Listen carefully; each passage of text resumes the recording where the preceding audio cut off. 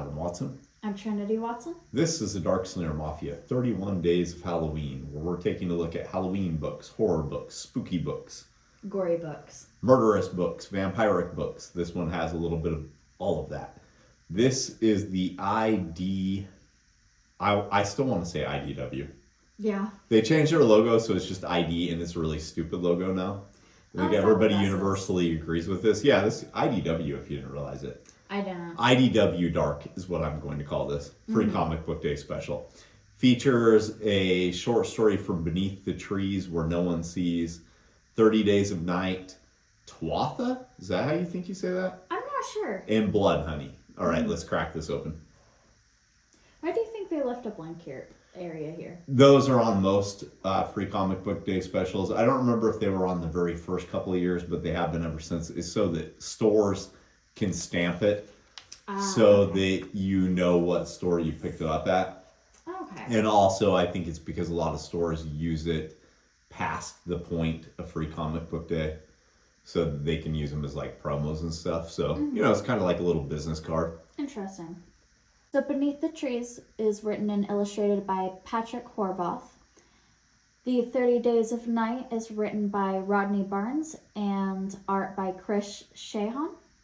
With Steve Niles being a story consultant on this one. I thought it felt a bit off. That's probably why. I think all the others that I've ever read have been written by Steve Niles. Okay. Tuatha, I'm going to pronounce it like that because I don't know how else to pronounce it. That's what I think it said. Written and illustrated by Gavin Fullerton. And Blood Honey is written and illustrated by Sean Peacock. That one is easy. Okay, so the first story is Beneath the Trees Where Nobody Sees Rite of Spring. Did you know anything about this going into this? I didn't. I've heard of it. I've heard it's really good. It's something that's been on my radar to pick it up. I just haven't picked it up yet. This is the second series. Okay. In the, I guess, second mini-series. Yeah. So what I heard about this before is that it was basically Dexter with cute woodland animals.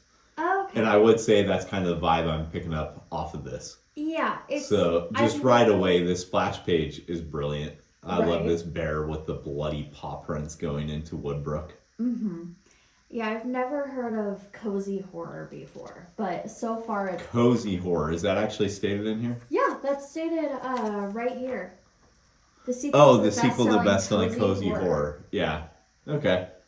Yeah, I think that fits. What medium do you think is being used to illustrate this? I'm honestly not sure. I would say maybe marker or something. If it's not... I thought maybe it was colored pencil. Yeah.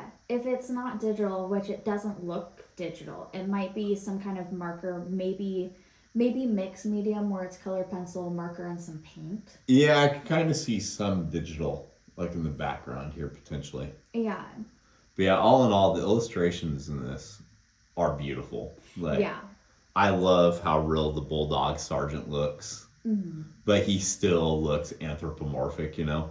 Right. So it starts off with a goose, I'm going to say she is. She looks like a goose.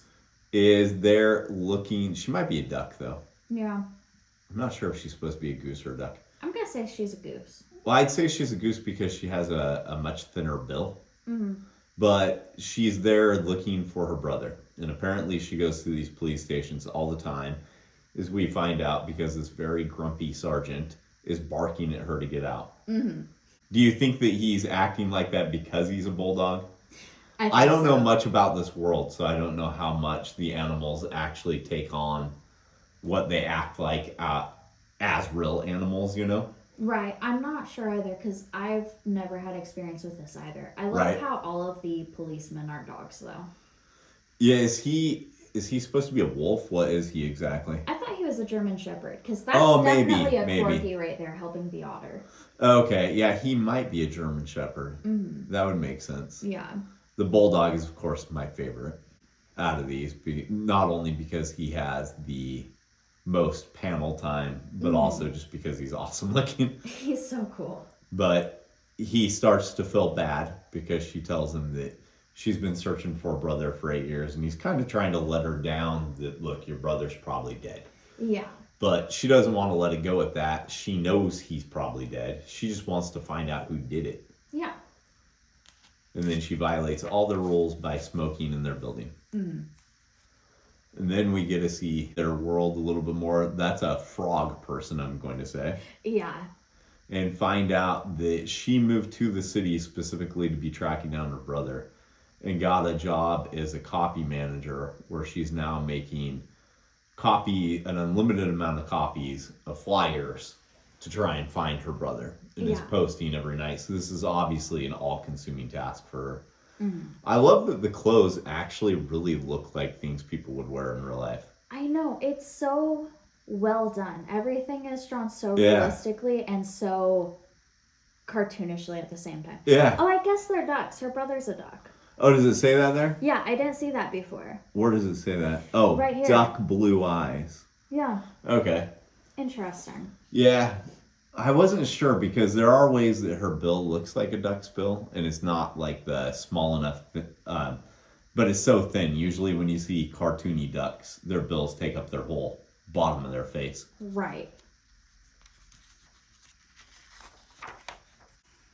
So yeah, then we see a bear who's closing up shop for the night, for the weekend, it looks like.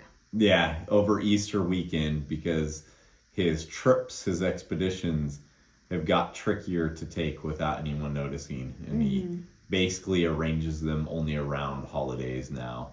So I can see instantly what people are saying with the Dexter vibes by this. Yeah. Because even if I didn't know anything about Beneath the Trees, I would still pick up on the fact that this grizzly is planning on going on a murder expedition. He's a serial killer. Yeah. So, yeah. You think this is a he? Yeah. Why? I'm pretty positive it's a female. Why? I don't know. The way that the body shape and everything is done, and the hair, how the hair is done. I just thought he was supposed to have like dad bod. Maybe. But I don't know. If anyone's read this story, go ahead and comment and tell us. I also figured because most serial killers are men. Right. So it's not say all of them have been, but the vast majority are men. Right. So I don't know. I guess it could be female, but I'm pretty sure that's supposed to be a guy bear. Yeah. Let's see. I guess there really is nothing in the dialogue that confirms that, though. So that's just my assumption. Yeah. So overall, this is a series you'd be interested in picking up? It is. Yeah, it absolutely is for me, too. I loved what I read here. I thought it was really good. The art style is so good. Yeah, the story gives you just enough to really pique your interest. Yeah, it's a great preview, all in all. It is. And then we get to 30 Days of Night, Falling Sun. So I've read quite a few 30 Days of Night. I've not read Falling Sun before. In fact, I didn't even know this one existed because I haven't really kept up on what exactly is coming out 30 Days of Night wise. Right. I think I still have at least a couple trade paperbacks I haven't even got around to reading yet. Okay. Kind of funny though, like I came up with this idea around the same time they did. Yeah. Yeah. The original Chronicles von Helsing story was going to take place in Finland.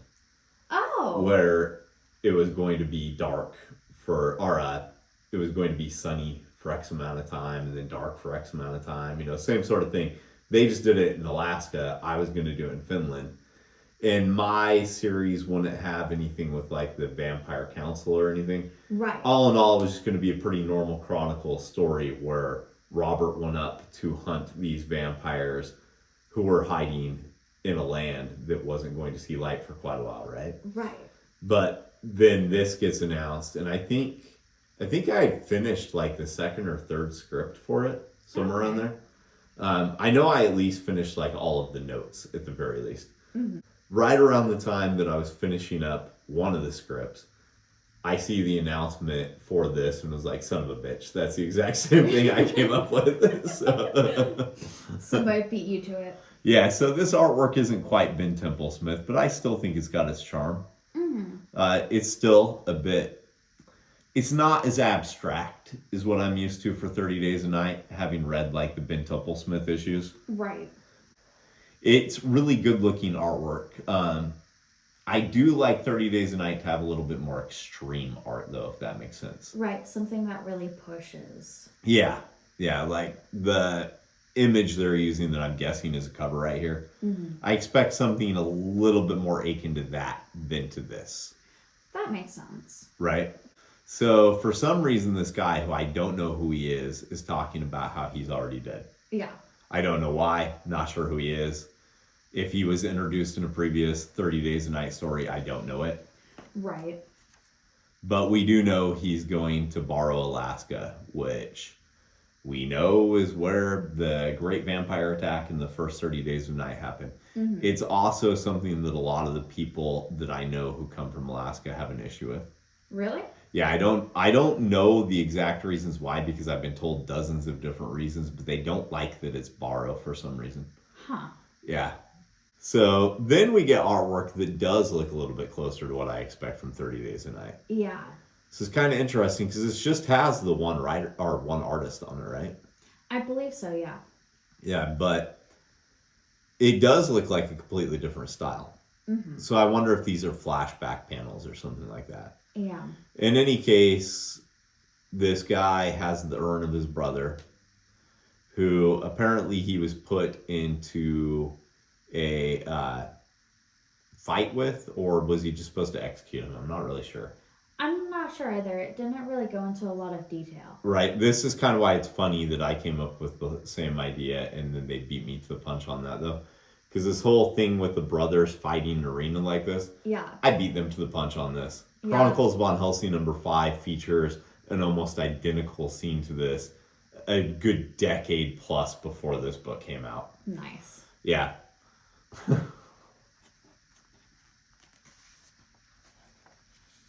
And then he rams his brother through. Apparently you can die from just being stabbed in the throat, or maybe they burned him, I'm not sure. Yeah. There's a lot of symbolism here that I'm not sure I follow exactly.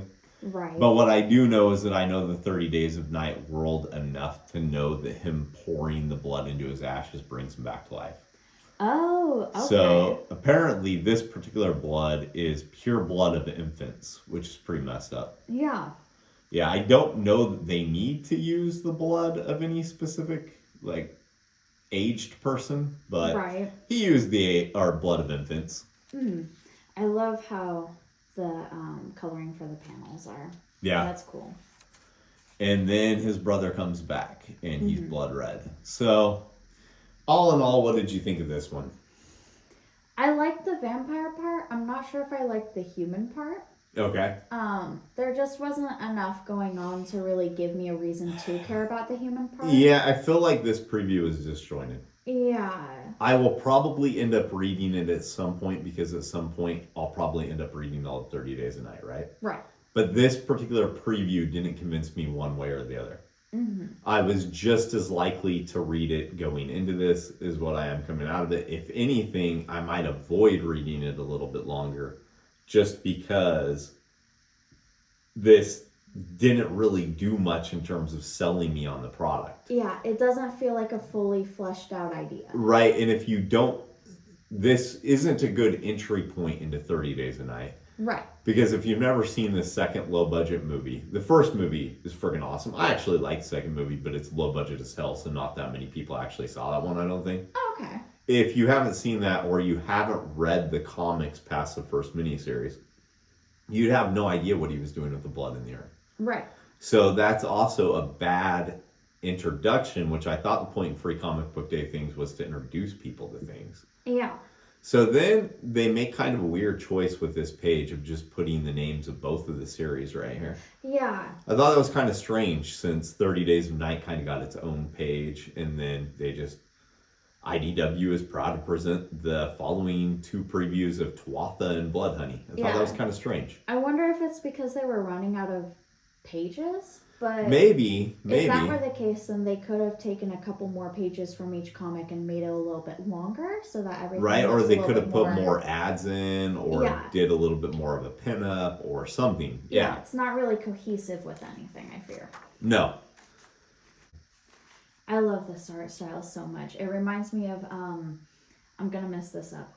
Gennady How do you say his last name? Primal. Just say Primal. Yeah, it reminds me of Primal and I know Samurai exactly what Jack you're style. talking about, but don't ask me to say his name without looking at it first. Yeah. So, yeah. I don't know what's going on in this exactly. I have no I idea. know but... she's cleaning herself at the river, and a hound picks up the scent. Yeah, the hound that's with her. They're both drinking and cleaning themselves with the river. Yeah, and basically she gets warned just in time for an arrow to miss her and hit the head of what looks like a decapitated king behind her. Yeah. Which really makes the guys who fired the arrow at her laugh, which means they're real dicks. Mm-hmm. And then all of this, I'm not really sure what the hell to read any of that as.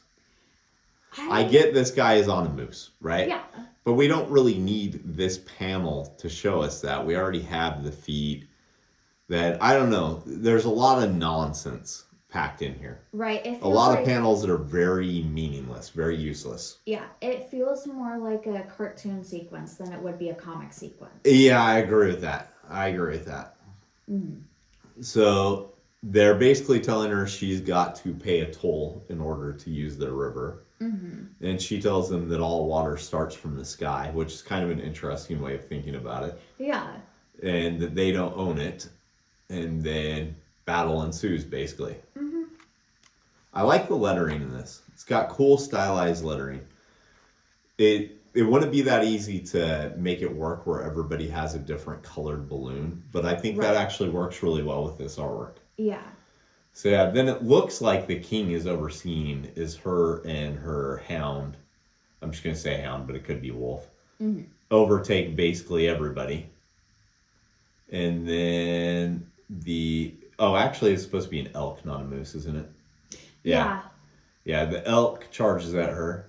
Mm-hmm. She kills the elk. Yep, she kills it with a sword thrust, which would not be easy to do at all. No, which is rather rude to the elk because it didn't really do anything. It's this guy that's sitting on it. That's the problem. Yeah, but it's a common trope in any sort of fantasy thing. You take the steed down, the person falls with it. True. Yeah, can you imagine? You've been up close to an elk, right? I mean, we have an elk farm just like 2 blocks from our house. Yeah, they're huge. Can you imagine how uncomfortable it would be to ride one of those with the ridge they have in their back? I don't even want to think about that. Yeah, this guy has no sack left after riding on this thing. I don't care if he's got a saddle or not.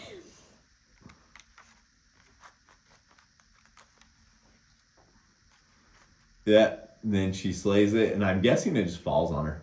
Mm. And then she takes the arrow out of the queen, I don't know, his head. Yeah. So, what'd you think of this one? It didn't explain anything, but No, the way it it didn't. is, I'd personally be intrigued to pick it up. I like the artwork. Yeah. I think I liked it well enough to want to give it a read. Mm-hmm. It doesn't explain much, though. It explains in terms nothing. of a preview, this seems more like something you just put online for people to look through for free than something you paid money to produce, if that makes sense. So yeah, then we get our final story. And this is the most what the fuck one to me. Yeah. So in this, we have cheerleading going on. Mm-hmm. While she's slashing pom-poms. And right away I'm going to ask you, is she a vampire? Or is she just a gothy preppy chick? She might just be a gothy preppy chick. I did not see any fangs or anything throughout this whole... But she kind of acts like a vampire in ways. She does. So they're obviously going to a really weird school because the cheerleader has a rapier. Yeah. And yeah... They're all there, apparently, to cheer and watch. Mm-hmm. As her boyfriend has a dueling match. Not with a rapier. Yeah, with a short sword, right? I think it's a claymore is what it's supposed to be, I think. Okay. But we know all of this because the announcers are telling us all this. Mm-hmm. That he's the most popular kid in school. She's the most popular girl. They're currently having a campaign to become prom king and queen. Yeah. And apparently he's quite a bastard with a sword because instead of just disarming his opponent, he straight up draws blood on him. But everybody seems excited about this, which tells me this is a really weird sort of world, which made me wonder, are they like vampires or something? Right. Yeah, and then they celebrate, of course. I'm just going to say vampire girl. So that's what she looks like. I'm obviously very comfortable with goth culture, right? But this doesn't read as goth culture to me. This straight up reads as this girl's a vampire. Yeah. She does not like that the preppy blonde is hitting on her boyfriend. And then the opposing captain of the sword fighting team wants the bloodthirsty guy to just fence with him and take it easy on his guys since he can beat them all easily anyway. And he asks him if he's attached to that other eye, which makes you wonder, did he lose his eye in sword fighting? Like, how dangerous is this world? Yeah. And then he makes a mistake of never actually officially asking his girl to homecoming. Big mistake. And she decides to sword fight him. And it turns out she's way better at sword fighting than he is. Yeah. Stabs him even. And I think that's supposed to be like a legit stab, right? I think so. Anytime it shows these wavy lines here, I think that's either her stabbing him or her whacking him really hard. Yeah, one of the two. Which could be, because it is a rapier. Yeah. But she ends up slicing his face. Yeah. And it's okay, because he loves her. Right? Yeah. And then I love the logo. Yeah. Blood honey with the heart slashed like that. It's awesome.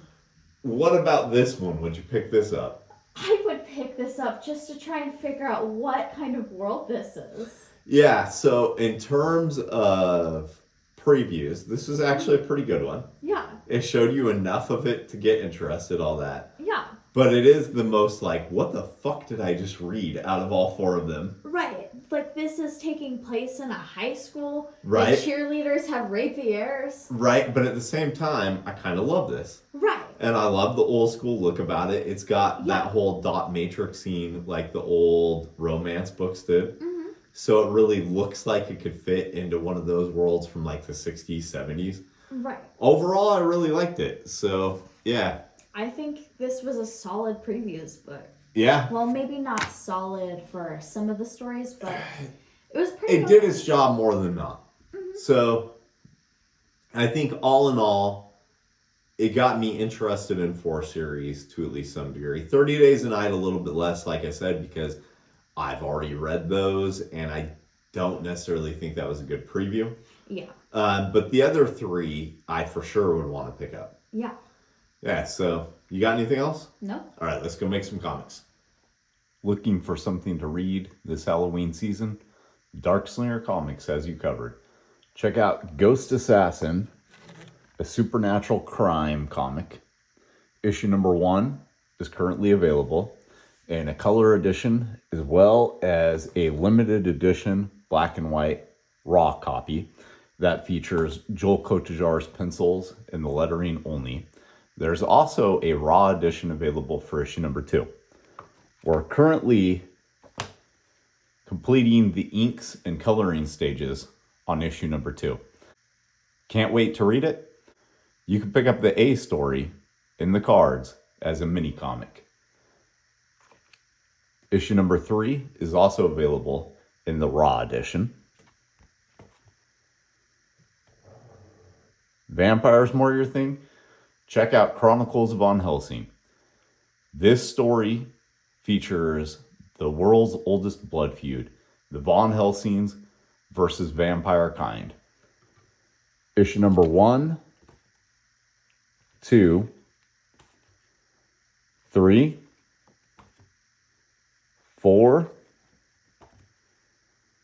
5 are all available, as well as the Sally mini comic and the newest addition to the Chronicles Von Helsing lineup, Blood Will Out by Tony Morgan. This is the last time Chronicles Von Helsing issues number 1 through 5 in the Sally special will be offered in this format. We're almost sold out of the remaining copies. The next time it sees print is going to be as a colored edition hardcover. Vampires and supernatural crime not your thing, check out Who Will Save the World.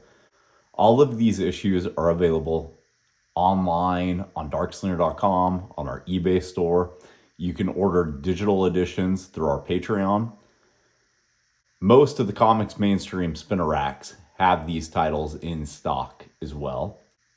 Are you a retailer and you're interested in stocking Darkslinger products? Get a hold of Comics Mainstream. Comics Mainstream is the exclusive distributor for Darkslinger Comics.